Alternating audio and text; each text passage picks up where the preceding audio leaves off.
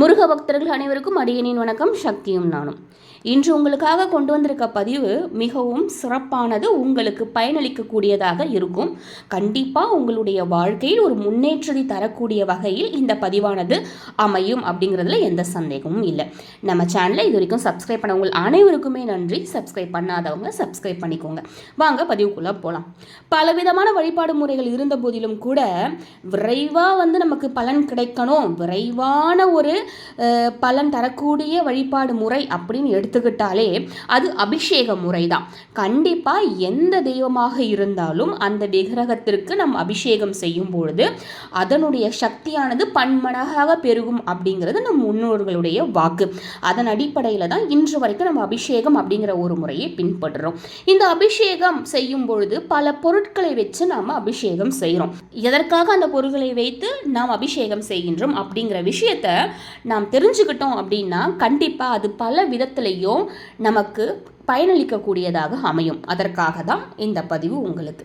சரி, இப்போது நாம் கோவிலுக்கு சென்று அபிஷேகம் செய்தாலும் சரி, கோவிலில் வழிபாடு முறையில் இப்போ பிரதோஷம் எடுத்துட்டிங்கன்னா அப்போ அபிஷேகம் நடக்கும். அப்பையும் சரி, நம் பூஜை அறைகளில் இருக்கும் விக்கிரகங்களுக்கு நாம் நம் கையால் அபிஷேகம் செய்தாலும் சரி, எந்தெந்த பொருள்களை வைத்து இறைவனுக்கு அபிஷேகம் செய்தால் என்னென்ன பலன்கள் கிடைக்கும் அப்படிங்கிறத பார்க்கலாம். என்ன பொருளை வைத்து அபிஷேகம் செய்கிறதா இருந்தாலும் முதல்ல நாம் அபிஷேகம் செய்ய வேண்டியது தண்ணீரை வைத்து. அந்த தண்ணீரானது தூய்மையான ஒரு பொருளாக கருதப்படுகிறது.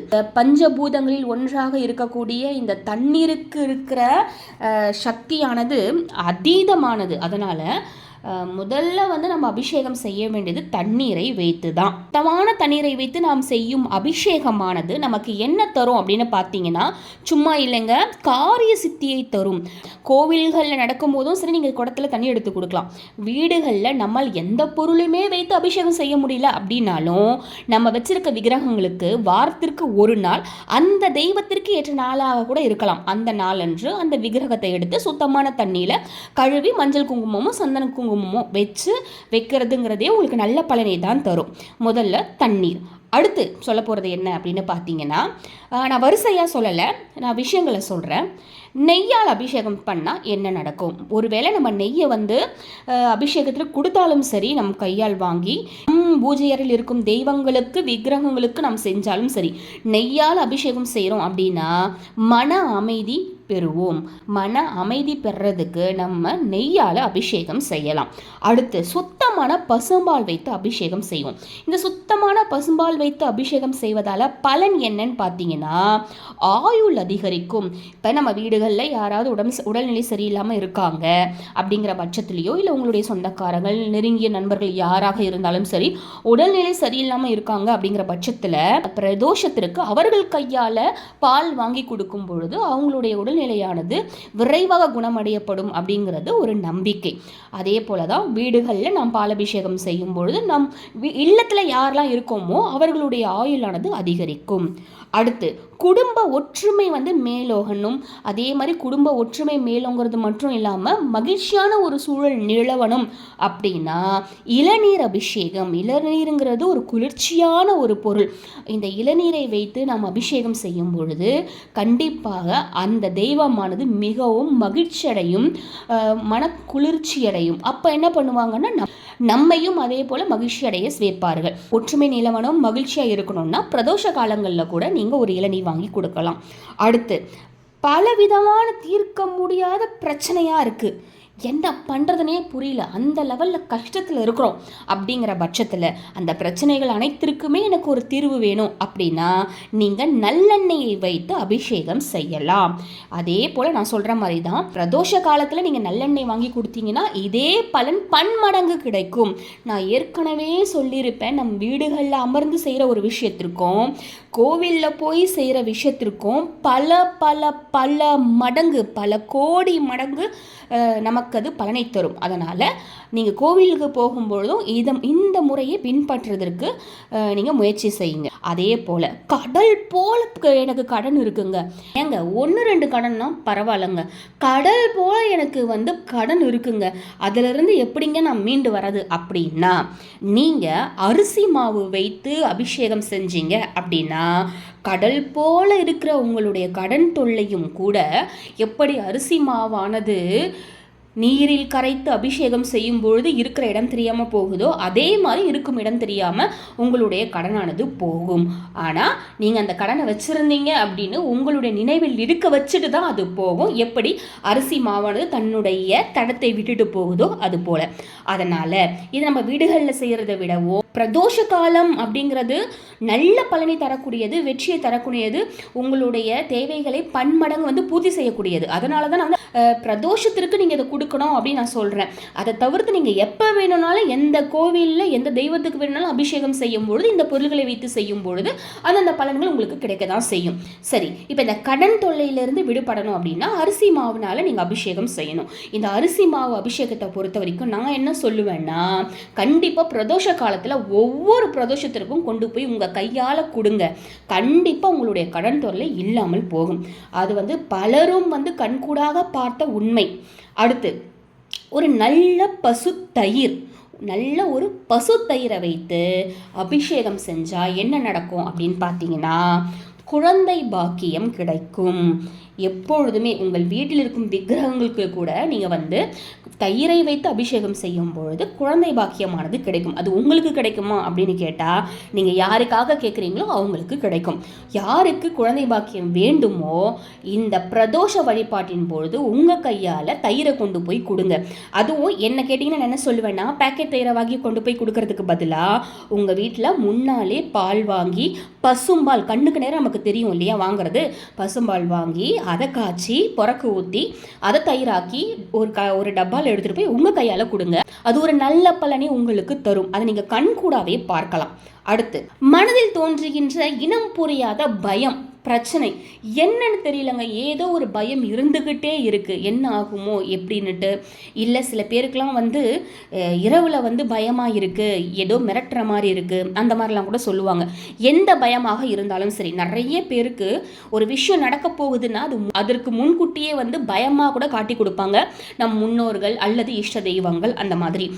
அப்படியெல்லாம் உங்களுக்கு இருக்குங்கிற பட்சத்தில் எலுமிச்சை பழத்தை பிழிந்து அந்த சாறை வைத்து அபிஷேகம் செய்யும் பொழுது உங்களுடைய பயமானது இருக்கும் இடம் தெரியாமல் தடம் தெரியாமல் ஓடிவிடும்.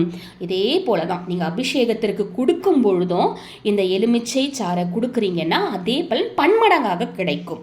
அடுத்து என் வாழ்க்கை இனிமையா தேன் போல மாறணுங்க, என் வாழ்க்கையில் மகிழ்ச்சியான ஒரு சூழ்நிலை நிலவணுங்க அப்படின்னா இயற்கையான ஒரு பொருளாக இருக்கிற இந்த தேன், இந்த தேனை வைத்து நீங்கள் அபிஷேகம் செய்யும் பொழுதும் அபிஷேகத்திற்கு தேனை கொடுத்தாலும் சரி, உங்களுடைய வாழ்வானது எப்படி தேனானது இனிமையான ஒரு சுவையுடன் இருக்கிறதோ அதே போல் மாறும். அது மட்டும் இல்லைங்க, நம்முடைய குரல் இனிமையாக இருக்கிறதுக்கும் நம் தேன் அபிஷேகம் செய்யலாம், தேன் அபிஷேகத்திற்கு கொடுக்கலாம். நிறைய பாடகர்கள்லாம் இருப்பீங்க, அவங்க ஒவ்வொரு பிரதோஷத்திற்குமே உங்கள் கையால் தேன் வாங்கி கொண்டு போய் கொடுத்துருங்க. அப்படி கொடுத்தீங்கன்னா கண்டிப்பாக அதனுடைய நல்ல பலனை உங்களால் கண்கூடாக பார்க்க முடியும். எனக்கு உடல் நலமும் நல்லா இருக்கணும், அதே போல் என்னுடைய செல்வ வளமும் பெருகணும், நான் முன்னேற்றத்தை பார்க்கணும் அப்படின்னா கண்டிப்பாக நீங்கள் அபிஷேகம் செய்ய வேண்டிய பொருள், அபிஷேகத்திற்காக தர வேண்டிய பொருள் பஞ்சாமிர்தம். அந்த பஞ்சாமிர்தமும் உங்கள் கையால் செய்ததாக இருக்க வேண்டும். அப்படி உங்கள் கையால் செய்த பஞ்சாமிர்தத்தை நீங்கள் அபிஷேகம் செய்தாலோ அபிஷேகத்திற்கு கொடுத்தாலோ கண்டிப்பாக உங்களுடைய உடல் நலம் மேலோங்குவது மட்டும் இல்லாமல் உங்களுடைய செல்வ வளமும் பெருகும். அடுத்து 8 வித செல்வங்களையும் அளிக்கக்கூடிய ஒரு சிறப்பான ஒரு பொருள் இருக்குங்க. அது என்ன அப்படின்னு பார்த்தீங்கன்னா சந்தனம். இந்த சந்தனமானது அபிஷேகத்திற்கு நம் கையால் கொடுத்தாலும் சரி, நம்முடைய விக்கிரகங்களுக்கு நாம் சந்தன அபிஷேகம் செய்தாலும் சரி, நமக்கு கிடைக்கும் பலன் என்ன அப்படின்னு பார்த்தீங்கன்னா 8 விதமான செல்வங்களும் நமக்கு கிடைக்கும். அதாவது நான் மஞ்சள் அபிஷேகம் செய்கிறேன் இல்லையா, இதில் நான் ஒரு விஷயம் செஞ்சுருக்கேன், அதை நான் உங்களுக்கு சொல்கிறேன். இது எனக்கு ஒரு பெரியவங்க சொன்னாங்க, அதை வச்சு நான் ரொம்ப வருஷமாக செஞ்சிட்ருக்கேன். அதாவது அது வெறும் மஞ்சள் கிடையாது, அதில் என்ன இருக்குது அப்படின்னு பார்த்தீங்கன்னா கஸ்தூரி மஞ்சள். மஞ்சள்லேயே கஸ்தூரி மஞ்சளுக்கு ஒரு சிறப்பான வசிய சக்தியானது இருக்குது இந்த கஸ்தூரி மஞ்சளுக்கு. அதே போல் இந்த கஸ்தூரி மஞ்சளுக்கு இயற்கையாகவே ஒரு வசியத்தன்மை உள்ளது. அது மட்டும் இல்லாமல் ரொம்ப சக்தி வாய்ந்த ஒரு பொருள் இந்த கஸ்தூரி மஞ்சள். இது நிறைய பேருக்கு தெரியாது. இதை நான் என்ன பண்ணுவேன் அப்படின்னு பார்த்தீங்கன்னா நான் கஸ்தூரி மஞ்சள் கிழங்காக வாங்கிப்பேன். ஏன்னா தூள் வாங்கும் போது அதில் கலப்படம் இருக்கலாம். நம்மை பொறுத்த வரைக்கும் சுத்தமான விஷயத்தை வச்சு அபிஷேகம் செய்கிறோம் அப்படின்னா அதில் பலன் வந்து நல்லா இருக்கும். அதுக்காக தான் அந்த கஸ்தூரி மஞ்சளை வாங்கிக்கிட்டு அது கூட சந்தனக்கட்டை, அதுவும் சுத்தமான சந்தனக்கட்டையாக வாங்கிக்கிட்டு விரலி மஞ்சள், அதுக்கப்புறம் வந்து நான் முகத்திற்கு பூசுகிற மஞ்சள், இது எல்லாமே நான் கைப்பட வாங்கி அது மொத்தமாக சேர்த்து அரைச்சி தான் அந்த மஞ்சள் வந்து நான் வச்சுருப்பேன் அபிஷேகத்திற்கு. எனவே அந்த அபிஷேகத்திற்கு நான் வந்து இப்போ அந்த பயன்படுத்துகிற அந்த மஞ்சளில் இவ்வளவு பொருள்கள் இருக்குது. அது கூட நான் வந்து ஜவ்வாதும் கலந்துப்பேன். மொத்தம் 5 பொருள்கள் இருக்கும். இவ்வளவு பொருள்களும் சேர்த்து நாம் அபிஷேகம் செய்யும்போது அதனுடைய பலன் எப்படி இருக்கும் நீங்களே யோசிச்சுக்கோங்க. 8 விதமான செல்வங்களையும் அளிக்க வல்லது. இது நம்ம வீட்டில் அபிஷேகம் பண்ணுறதுக்கு பயன்படுத்துறதுல நல்ல பலன் தரும். இதை கோவிலுக்கும் கொடுக்கலாம். உங்களால் முடியும்னா நீங்கள் கோவிலுக்கும் கொடுக்கலாம். அதை விட பன்மடங்கு பலன் உங்களுக்கு கிடைக்கும். வீடுகளில் நான் ஏற்கனவே சொல்லியிருப்பேன், அபிஷேகம் செய்ய முடியாது, மற்ற பொருள்களை வைத்து பால் தயிரெல்லாம் வச்சு அபிஷேகம் செய்ய முடியலனா கூட இந்த ஒரு பொருளை நீங்கள் அரைச்சி வச்சுட்டிங்கன்னா தண்ணி எடுத்துக்கிட்டு சுத்தமான தண்ணியில் இதை 1 ஸ்பூன் கலந்துட்டு அதில் நம்முடைய விக்கிரகங்களை நம்ம வந்து அபிஷேகம் செய்கிற மாதிரி செஞ்சு எடுத்தாலே அதுவே நல்ல ஒரு பலனை உங்களுக்கு தரும். உங்களுக்கே வந்து மன திருப்தியாக இருக்கும், மன நிறைவாக இருக்கும். செஞ்சு பாருங்க. அடுத்து, நான் தெரிஞ்சோ தெரியாமலோ நிறைய பாவம் செஞ்சுருக்கேங்க. போன ஜென்மத்தில் என்ன பாவம் செஞ்சேன்னு தெரியல, இந்த ஜென்மத்தில் என்ன பாவம் செஞ்சேன்னு தெரியல. எனக்கு பல கஷ்டங்கள் வருது. எனக்கு தெரிஞ்சே நான் வந்து இவ்வளோ பாவங்கள் செஞ்சுருக்கேன். ஆனால் இப்போ அதிலிருந்து நான் தவறுன்னு என்னை வந்து நான் உணர்ந்திருக்கேன் அப்படின்னு நீங்கள் இருக்கீங்க அப்படின்னா கண்டிப்பாக நீங்கள் செய்ய வேண்டியது என்னென்னா பஞ்சகவ்ய அபிஷேகம். அதாவது பசுவிடமிருந்து நமக்கு கிடைக்கக்கூடிய 5 பொருட்கள் அது கலந்தது தான் பஞ்சகவ்யம். இந்த பஞ்சகவ்யத்தை வைத்து நீங்கள் அபிஷேகம் செய்தாலோ அபிஷேகத்திற்கு தந்தாலோ அதனுடைய பலன் வந்து உங்களுக்கு நல்லபடியாக இருக்கும். அதாவது பாவ நிவர்த்தி செய்யக்கூடிய ஒரு வஸ்து அது. நம்ம தெரியாமல் செய்கிற விஷயம்னு நிறைய இருக்குது. இப்போ கதவை மூடுவோம், கதவு வந்து இடுக்கில் வந்து ஏதோ தேரையோ பள்ளியோ மாட்டி இருக்குன்னு வச்சுக்கோங்க. மூடும் போது அது இறந்து போயிடும். அப்படி இறந்து போகிறதுக்கு காரணம் நாம தான். ஆனால் நமக்கு அது தெரியாது. அதுவும் நமக்கு வந்து தெரியாமல் செய்த ஒரு விஷயமா தானே இருக்குது. அதற்கு நம்ம பதில் சொல்லி தானே ஆகணும் அப்படிங்கிற மாதிரி தான். தெரியாமல் செஞ்சுட்டேன் அதனால நான் என்ன பண்ண முடியும்னு சொல்லவே முடியாது. அந்த மாதிரி தெரிந்தோ தெரியாமலோ செய்த விஷயத்துல இருந்து நம்ம விடுபடணும் அப்படின்னா பஞ்சகவ்ய அபிஷேகம் செய்யும் பொழுது அதிலிருந்து நம்மால் விடுபட முடியும். இன்னொரு விஷயம் நான் என்ன சொல்லுவேன் அப்படின்னா, என்கிட்ட இந்த எந்த பொருளுமே இல்லைங்க, ஆனால் நான் விக்கிரகம் வச்சுருக்கேன், நான் என்ன செய்கிறது அப்படின்னு நீங்கள் கேட்குறீங்க. அப்படின்னா என்கிட்ட இவ்வளோ பொருள்கள் வாங்குறதுக்கோ செய்கிறதுக்கோ என்னிடம் வந்து பண வசதி இல்லை அப்படின்னு நீங்கள் நினச்சிங்கன்னா நீங்கள் ஒன்றுமே பண்ண வேண்டாம். வாரத்தில் அந்தந்த விக்கிரக தெய்வத்துக்குரிய நாளில் சுத்தமான தண்ணியால் அவங்கள அலம்பிட்டு வச்சு நீங்கள் எப்பயும் பூஜை பண்ணுற மாதிரி பண்ணலாம். அதையே அவங்க ஏற்றுப்பாங்க. உங்களால் முடியும் அப்படின்னா நான் சொன்ன அந்த 5 பொருள்கள் வைத்து அரைச்சி வச்சு அதில் நீங்கள் செய்யலாம். இந்த பதிவு உங்களுக்கு கண்டிப்பாக பயனுள்ளதாக இருந்திருக்கும்னு நினைக்கிறேன். அப்படி பயனுள்ளதாக இருக்குங்கிற பட்சத்தில் உங்களோட நண்பர்களுக்கும் ஷேர் பண்ணுங்கள், அவங்களும் பயன்பெறட்டும்.